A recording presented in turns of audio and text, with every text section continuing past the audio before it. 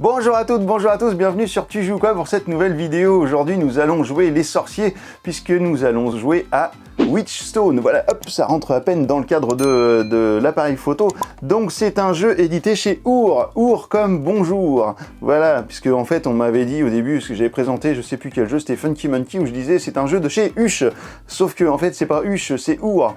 Voilà, et donc Our c'est un peu la filiale jeune public ou enfin pour le coup c'est pas un jeu enfant. Alors je sais pas trop pourquoi il est arrivé chez Our, mais en gros c'est une filiale de chez Atalia, donc c'est distribué par Atalia et ça s'appelle donc Witchstone. C'est un jeu de R&R. Alors c'est quoi ce truc? C'est R&R Games Incorporated. Alors j'ai un jeu de R&R Incorporated, il s'appelle NFL First and Goal. Voilà, il y a une vidéo d'ailleurs disponible sur la chaîne.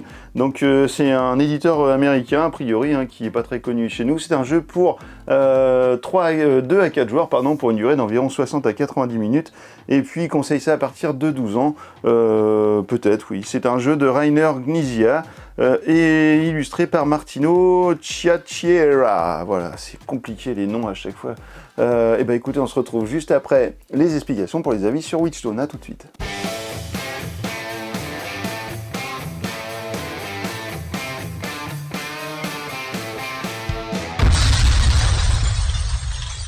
Voici le matériel de Witchstone. Alors ici vous avez le grand plateau principal avec les points de victoire qui sont tout autour, car parlons-en tout de suite, le but du jeu sera d'avoir le maximum de points de victoire à la fin de la partie. Ici vous avez une grande partie qui est la boule de cristal. Vous voyez, elle est dans son support, c'est la boule de cristal avec les différents endroits où nous allons pouvoir mettre des sorcières. Et vous avez donc des petits chemins qui seront à remplir avec vos petits cubes d'énergie qui sont ici. On va y revenir tout à l'heure. Vous avez ici l'étagère des fioles. Vous avez le pentacle et la piste, enfin l'étagère des parchemins. Et enfin, nous avons ici une grande baguette magique sur laquelle nous allons pouvoir faire évoluer nos petits meeples hibou qui sont juste ici, correspondant à notre couleur, afin de débloquer les petits bonus qui sont un petit peu partout sur le parcours. Chaque joueur va prendre un chaudron magique qu'il placera à côté de lui et il prendra tout le matériel correspondant à la couleur de ce chaudron magique, donc ici le jaune. Vous allez donc avoir des petits cristaux qui seront comme ceci, 6 posés là et un noir au centre. Vous avez ici l'écran de joueur, donc chacun aura un écran, voilà, comme celui-ci, et vous allez le placer comme ceci pour cacher les tuiles que vous allez avoir de départ. On va y revenir, mais forcément pour l'explication je vais le mettre à plat. Vous avez ici des petits cristaux d'énergie qui eux vont vous servir à relier des chemins comme ceci dans la boule de cristal. Nous avons des petites sorcières et une grande sorcière, et vous avez donc des doubles tuiles comme celle-ci qui sont mélangées et fassent retourner avant la partie. Au début de la partie vous allez en prendre 5, voilà, parmi vos tuiles que vous allez regarder, mais qui seront évidemment cachés des autres joueurs. Alors je vais enlever ça, hop, et qui seront cachés des autres joueurs derrière votre écran. Vous voyez que sur chaque tuile il y a 2 symboles, donc on retrouve les symboles qui sont communs pendant toute la partie pour le jeu. Donc vous avez le pentacle qui va correspondre à des actions de pentacle, ça tombe sous le sens, des petits parchemins qui va correspondre évidemment à l'action des parchemins, des baguettes magiques pour l'action baguette magique, des petits cristaux d'énergie pour aller relier les chemins dans la boule de cristal avec nos cristaux, et nous avons enfin les cristaux qui eux sont ici, les pierres en fait, qui vont servir à une action pierre également. On retrouve ici la petite sorcière qui va nous permettre de faire des actions sorcières. Donc vous voyez, il y a un certain nombre d'actions que vous allez pouvoir faire dans le jeu et je vais vous les détailler maintenant. Alors dans votre chaudron magique, vous avez de base des petits symboles qui sont ici, ce sont les mêmes à chaque fois. Vous allez devoir à chaque tour prendre une de vos tuiles et la placer judicieusement dans votre chaudron magique. Alors pourquoi judicieusement? C'est parce qu'en fait le nombre d'actions que vous allez pouvoir faire de chaque type va dépendre du nombre d'actions, du nombre de symboles qui seront connectés. Je m'explique, si par exemple je prends cette tuile, que je la mets juste ici, eh bien je vais bénéficier grâce à la tuile qui était inscrite déjà sur le plateau de 2 actions pentacle et d'une action parchemin. Si j'avais déjà cette tuile de poser et que je pose celle-ci, juste ici, eh bien alors j'aurai à ma disposition 3 actions pentacle et une action baguette magique. Voilà, c'est comme ça qu'on va faire le nombre d'actions, c'est comme ça qu'on va jouer la partie. Donc vous allez toujours chercher à obtenir le maximum de connexions de même type, de même symbole dans votre chaudron magique pour pouvoir faire un maximum d'actions qui vont vous amener un maximum de possibilités de marquer des points. Alors on y va pour les explications et on va commencer par l'action Pentacle. Alors l'action Pentacle, vous avez un petit meeple de hibou qui sera placé juste ici sur la case de départ. Donc chaque joueur placera son meeple juste ici. Et à chaque fois que vous allez avoir une case, une action Pentacle, donc ici par exemple 3, eh bien vous allez avancer de 3 cases. Lorsque vous allez passer ou vous arrêter sur une tuile bleue, eh bien vous allez récupérer le petit jeton qui est juste ici.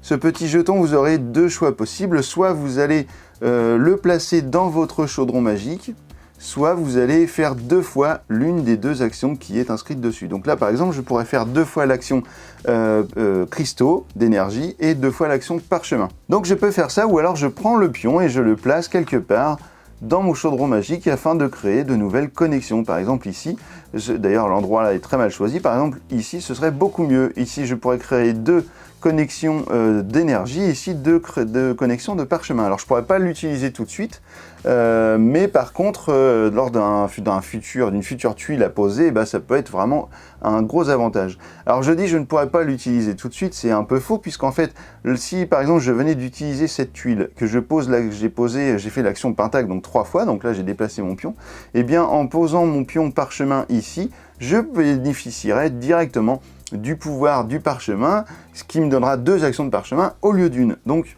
comme quoi, c'est quand même pas mal. Lorsque l'on prend une tuile sur le pentacle, eh bien, on la remplace aussitôt comme ceci. Alors, à chaque fois que vous allez vous arrêter sur une case blanche, ça ne fera rien, évidemment. Mais par contre, à chaque fois que vous passerez ou que vous vous arrêterez sur une case donc bleue, vous récupérez le jeton comme je vous l'ai expliqué tout de suite. Ou bien, ici, sur les jetons hibou, vous allez récupérer le premier jeton de la pile. Donc, en fait, ils vont de 7 points pour les plus forts jusqu'à 2. Donc, 7, 6, 5, 4, 3, 2. Voilà, le dernier, c'est 2. Donc, en fait, lorsqu'il n'y aura plus de jetons, à chaque fois que vous passerez, vous prendrez 2 points. Ça ne bougera pas. On continue avec l'étagère des fioles. Lorsque vous allez obtenir des actions comme celle-ci, c'est-à-dire des actions de pierres précieuses, eh bien vous allez pouvoir déplacer les pierres qui sont sur votre chaudron magique, qui vont vous embêter puisque vous ne pouvez pas poser de tuiles évidemment sur des emplacements où il y a des pierres. Donc en fait, par exemple, si j'ai 2 actions de pierres, je vais pouvoir déplacer une de mes pierres, par exemple comme ceci. Alors je ne vais pas faire l'action qui est sous la pierre, mais par contre si j'arrive à un moment donné à la sortir, c'est-à-dire à l'amener ici sur un des emplacements, eh bien je vais prendre mon jeton et mon jeton pierre, je prends ma petite pierre là et je la pose sur le symbole correspondant à la case sur laquelle je suis sorti. Donc ici énergie, je la prends et je la pose sur une des fioles énergie qui est juste ici. Cela va me donner immédiatement 2 actions d'énergie. Alors les actions d'énergie, qu'est-ce que c'est ? Eh bien on prend autant de pions qu'il y a d'actions énergie, donc par exemple 2 ici, et je vais les placer par exemple comme ceci. Voilà, là j'ai relié un chemin avec 2 pierres d'énergie pour relier 2 endroits de la boule de cristal. Donc lorsque vous allez faire cette action de pierre et que vous allez réussir à en sortir une, donc soit vous mettez votre pion sur l'une des étagères, donc l'étagère correspondante au petit dessin qui est juste ici, ou alors vous allez la poser ici et vous allez choisir un des jetons qui est juste ici dans la réserve au-dessus de la baguette magique. Ce jeton magique, par exemple, si je prends le parchemin, va me permettre de faire une action parchemin immédiatement et je vais également le placer derrière mon paravent afin d'obtenir 2 points de victoire grâce à ce petit hibou qui est là. Donc les points de victoire des jetons magiques, eh bien vous allez les cumuler derrière votre paravent afin que les joueurs ne sachent pas où vous en êtes et vous les appliquerez à la fin de la partie. Si vous sortez du chaudron la pierre noire, eh bien imaginons que vous l'amenez comme ici sur l'action d'énergie comme je viens de vous expliquer, et bien dans ce cas vous prendrez votre pierre noire, vous la mettrez sur une fiole correspondante au symbole de la case à laquelle vous êtes sorti comme pour tout à l'heure avec le jaune, et ce n'est pas 2 actions d'énergie que vous allez pouvoir faire mais 4. Sauf que si vous le mettez ici, que vous récupérez un jeton, et bien vous allez pouvoir faire 3 fois la valeur donc de l'action du jeton magique. Puis vous placerez votre petit jeton derrière votre paravent. Si le jeton magique que vous obtenez grâce aux petites fioles est un jeton avec des points comme ici avec 3 points de victoire, eh bien vous allez marquer 3 points de victoire immédiatement, mais vous allez également en gagner 2 supplémentaires puisque vous aurez pris ce jeton grâce à la pierre noire. Ensuite vous mettrez ce pion derrière votre paravent et il vous rapportera à nouveau 2 points à la fin de la partie, donc c'est vraiment intéressant aussi comme choix. Alors on a vu l'action pentacle, on a vu l'action des étagères de fioles, allons-y pour l'action de la baguette magique. Et bien lorsque je vais faire des actions baguette magique, si j'ai 4 actions de baguette magique, en ayant, je vous rappelle, mis côte à côte des symboles de magie et de baguette magique, et bien je vais pouvoir avancer donc de 4 cases sur la baguette. Donc je vais faire 1, 2, 3, 4. Et les actions sur lesquelles je serai passé ou m'arrêter, et bien je vais les appliquer. Donc là, j'ai passé l'action ici, donc je vais pouvoir faire une action de cristal, donc je déplace un cristal. Donc si vous êtes premier sur la baguette magique, et bien vous n'allez pas déplacer votre cristal de une case, mais une case x 2, donc 2 cases. Hop, et voilà. Ici par exemple, je gagnerai 1 point de victoire pour tout chemin qui est relié grâce à mes pions d'énergie. Donc autant dire que si vous voulez marquer un maximum de points, il va falloir commencer déjà par les jetons d'énergie avant d'aller marquer ces points de victoire là. Donc au fur et à mesure de la baguette magique, eh bien vous allez récupérer comme ceci tout un tas de bonus et toutes les actions sont bien décrites dans la fiche technique, j'allais dire, dans la règle du jeu qui est ma foi très bien faite. On va parler maintenant de l'action énergie. Je vous en ai un petit peu parlé grâce aux fioles tout à l'heure. Donc à chaque fois que vous allez avoir des actions énergie, vous allez placer autant de petits cristaux comme ceci que vous avez devant vous sur le plateau pour essayer de relier des chemins. Alors attention, si vous avez un chemin qui est en cours de construction, vous êtes obligé de le terminer avant d'en entamer un autre. Si vous avez fait un chemin de 1 cristal, eh bien cela va vous rapporter 1 point de victoire immédiatement. Si vous faites un chemin de 2, ça vous rapportera 3 points de cristal et si c'est un chemin de 3 cristaux d'énergie, eh bien ça vous rapportera 6 points. Alors évidemment, les chemins d'énergie, vous n'allez pas les faire n'importe où non plus. C'est-à-dire qu'au début, je ne vous l'ai pas encore dit, mais ça arrive, au début de la partie, au niveau de la mise en place, eh bien, vous allez prendre votre grande sorcière, chaque joueur va la prendre et la placer sur une tour qui est juste ici. Par exemple, ici, vous en avez une ici, une ici, une ici et une ici. Vous allez récupérer le jeton d'action qui va être à activer aussitôt.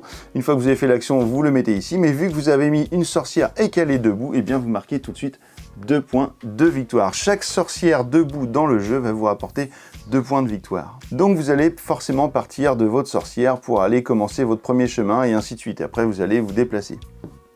On parle des sorcières, eh bien allons-y, parlons de l'action sorcière. Lorsque vous allez cumuler des actions comme ceci de sorcière, eh bien vous allez pouvoir faire des actions. Donc la première action que vous allez pouvoir faire avec une sorcière, c'est en prendre une de votre stock et la placer couchée à côté de votre grande sorcière, à côté de la tour de votre grande sorcière.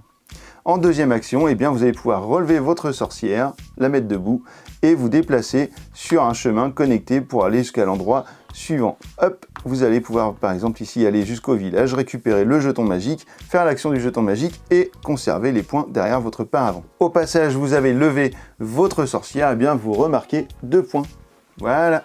Imaginons que j'ai à nouveau 2 actions de sorcière, je reprends une sorcière, je la mets juste ici, et pour une action, eh bien, je vais la relever, je vais reprendre 2 points, et je vais pouvoir la déplacer jusqu'à la prochaine tour. Donc en une seule action, je vais pouvoir faire tout ce chemin. Voilà, ça c'est tout à fait autorisé, je reprends le jeton, etc. Vous avez compris.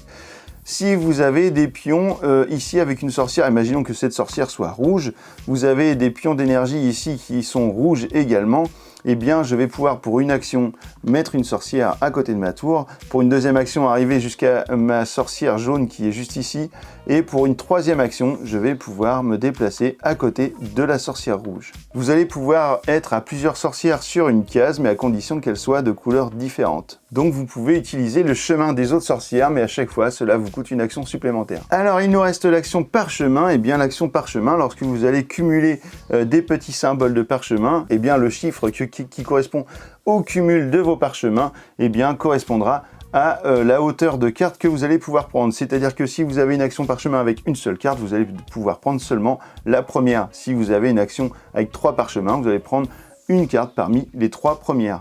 ça vous laisse quand même plus de choix. Alors je ne vais pas vous détailler toutes les cartes parchemin, bien évidemment, mais au moins deux. Par exemple, si vous avez celle-ci, lorsque vous jouerez une action pentacle, eh bien vous pourrez, si vous voulez, utiliser cette carte afin d'avoir 2 actions pentacle supplémentaires. Mais si vous ne l'utilisez pas, eh bien elle vous rapportera 2 points en fin de partie. C'est une carte comme celle-ci, eh bien ce sont des cartes avec des missions. Lorsque vous allez par exemple avoir une sorcière debout sur une tour comme je l'ai ici, eh bien à la fin de la partie ça vous rapportera 3 points. Si j'en ai une autre en plus sur une zone rouge comme ceci, sur une église par exemple, eh bien ça vous donnera 3 points, enfin 2 points de plus, donc 5 points. Donc il faut avoir réuni les 2 conditions. Et si en plus j'en ai une qui est sur une des cases ici, donc au niveau de la grande tour de sorcière, eh bien j'aurai atteint le niveau de 7 points de victoire grâce à ma carte. Lorsque l'on prend une carte, alors là j'en ai pris 2 pour l'exemple, mais si ce sera forcément une, donc lorsque l'on enlève une carte de l'étagère des parchemins, eh bien on a un système de rivière, tout descend, donc tout coûte moins cher, voilà, et puis on en met 2 nouvelles en haut qui elles coûtent très cher à obtenir. Alors à chaque fois que vous allez prendre une tuile pour la mettre dans votre marmite, eh bien vous la remplacerez aussitôt par une nouvelle de votre pioche. Lorsque vous aurez complètement éliminé toutes les tuiles de votre pioche et que tout sera sur le chaudron magique, il vous restera donc 5 tuiles derrière votre paravent, eh bien vous aurez encore un tour à faire, c'est-à-dire que vous utiliserez seulement une des 5 tuiles de votre paravent et ce sera la fin de la partie. À ce moment-là, vous allez compter vos points. Donc, si vous voulez, vous pouvez revérifier le nombre de points pour être sûr de ne pas en avoir oublié correspondant au chemin d'énergie. Vous allez cumuler tous les points qui seront les points des jetons magiques derrière votre écran. Donc, vous allez les dévoiler et les compter. On va vérifier si vous avez bien réussi toutes ces cartes de parchemin afin de cumuler les points au score et on verra alors qui sera le grand gagnant de la partie de Witchstone. On se retrouve dans un instant. Alors j'ai juste un truc, voilà, on se retrouve pas encore dans un instant. Vous allez sûrement vous demander à quoi servent ces petits pions ici. Donc chaque joueur en a un. Donc le petit cube, en fait, vous allez le placer. Par exemple ici, si je venais de placer cette tuile là, je sais que j'ai 3 actions pentacle à faire et une action magique. Et bien, vu que parfois ça s'enchaîne un petit peu, on pourrait avoir tendance à oublier si on a fait les 2 actions. Donc par exemple, si je décide de faire le pentacle en premier, je mets le cube sur la baguette magique et ce petit carré, ce petit cube jaune va me permettre de me rappeler que je n'ai pas encore fait l'action magique. Vous avez ici une aide de jeu qui est vraiment très bien faite également. Alors bon, il y a quand même pas mal d'écriture, mais voilà, vous avez la mise en place du jeu, etc. Et vous avez surtout ici, ce qui est intéressant, une petite échelle de 0 à 10 qui va vous permettre, par exemple, toujours là pour mes 3 pentacles, je mets mon petit pion rat là sur le 3 et je sais que j'ai 3 actions de pentacle à faire. Donc si j'en fais une, que cela me déclenche quelque chose, hop, je fais l'action machin, je sais maintenant qu'il m'en reste 2, et ainsi de suite. Donc forcément sur 3 actions, c'est pas très compliqué de s'en rappeler. Lorsque vous arriverez à 9 ou 10 actions à faire d'un seul coup, il est préférable quand même de mettre ce petit pion et de descendre à chaque fois que vous utilisez vos actions de tel ou tel symbole. Et ben voilà, ce coup-ci, je vous ai tout dit sur Witchstone. On se retrouve dans un instant pour les avis sur ce jeu. À tout de suite.